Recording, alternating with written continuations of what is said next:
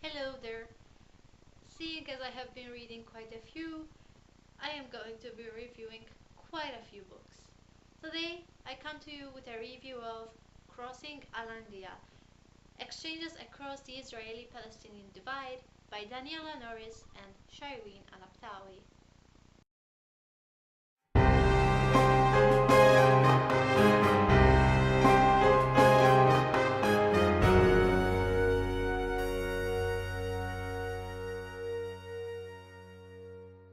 I gave this book 5 out of 5 stars on Goodreads because it was really that good. This book consists of a series of letters written between April 2008 and August 2009, where the letters were personal correspondence between the authors themselves. They had met in Switzerland when they were both abroad, of course, through a common friend, and made friends, and their families made friends, and they decided to keep the correspondence up through letters because despite them being only 1 hour away from each other because of the restrictions that there were, they couldn't really meet in person. You see their friendship growing through the letters, and they do really feel personal. You see different sides of the conflict and different perspectives. And more than this, they realize that it's misunderstandings that mainly cause the conflict. And by talking to each other, they shoot down a lot of misunderstandings about each other's cultures taught to them by media and society. And they realize and recognize the fact that if people do more like this, that if people communicated with each other from the two sides, that there would be less conflict. This is also probably why £1 out of this book, from buying it of course, would go to a charity, and this is the Children of Peace, which is dedicated for um, building friendship between Israeli and Palestinian children. And as such, I will leave the link down below because I think this is really a worthy cause. As I said, you see things and events from two perspectives. On the one hand, you have the Israelis, which are really concerned about their security and about having one Jew state in the world.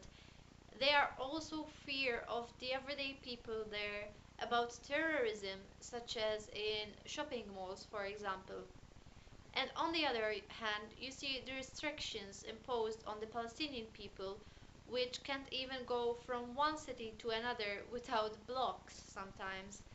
They also have a state of non belonging in the sense they recognize Palestine, but many countries, although now it is being amended slowly, but many countries don't recognize Palestine. And in some cases, when you are applying for a job, you can't put Palestine as your country of origin for an international job, and that really restricts people more. It is quite amazing how they manage to make friends, and you see their friendship growing despite not seeing each other. In fact, they go more than a year without seeing each other and they become the best of friends, it seems. You see them smooth down heavy questions, and they do ask a lot of questions with personal life experiences and bonding on family and children because that is a common shared experience between them. They tell other people in their lives about their correspondence, and it is a good that they seem interested in this dialogue. Because this is a series of letters, and the font is big, there is space between them, and you don't have to take in a new world. You just have to learn new facts, but they seem they're in real life, so they're not a fantasy world. They're not something out of this world. You will go through these quickly because half of them are personal experiences in life, and the other half is hard subjects, but you will still go through them quickly, I can assure you. There is mentions of cool cultural stuff from the two sides, such as food, and there's even recipes, There's feasts and celebrations and scriptures and everyday life and how they different between each other, despite being very far, very next to each other, not very far. They do have some different culture, but they also have some same ones, like food that they use and spices. Those are the same because they live in the same area. In this book, there are mentions of many things which I seem were really apt and interesting. There is the mention of what the conflict does to children, the fact that these children are socialized in this conflict, and this is very problematic, and both agree on this.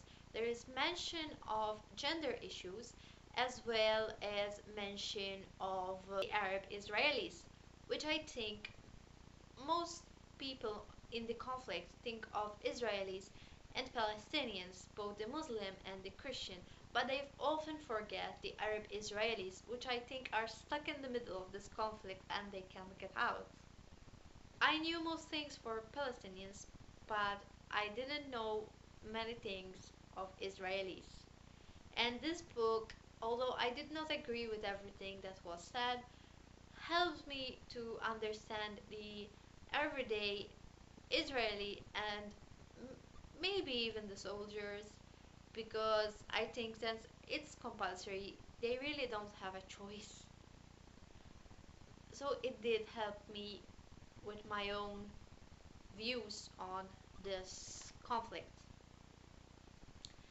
Another thing is that the Gaza War of 2008 was mentioned, but they both had agreed that it was a tragedy and they would not comment further because it was rather a shaky subject for both of them.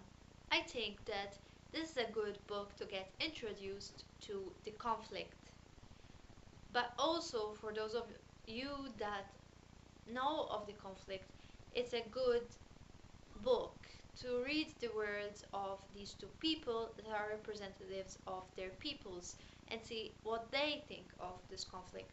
At the end, I was nearly in tears. I was emotionally invested and I wanted to know more and what happened, and I wanted to read more because I had been going through, it seemed, 1 year and more of their lives. Uh, so yeah, it's that good of a book. Another note, this press is reportage press, and I searched them and they seem to have really good books. There's on Cambodia, there's on the conflict in South Sudan, the genocide in Rwanda, there's India.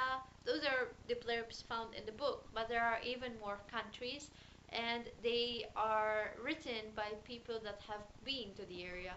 So it really is reporting basically, and I have never heard of them, but if I can find them, I will buy from them because it's always good to avoid reading biased stuff and not reading of people that live in that area because their thoughts are almost more important than the scholars that you read. All I can say is that I was really happy and really fortunate that my first book from Goodreads giveaways was this one. I would not have discovered it otherwise, and I would highly recommend it because it's a book that makes you think, and that's a good thing. You always should think about these things because even if you think that you're far away and you have no bearing on the solution, maybe you do. Maybe you make a program for Israeli and Palestinians to correspond. I don't know. For now, that's it. I hope that this review have convinced you to at least try a book on this subject. Not necessarily this book, but I do highly recommend this book for an introduction. For now, that's it. Bye.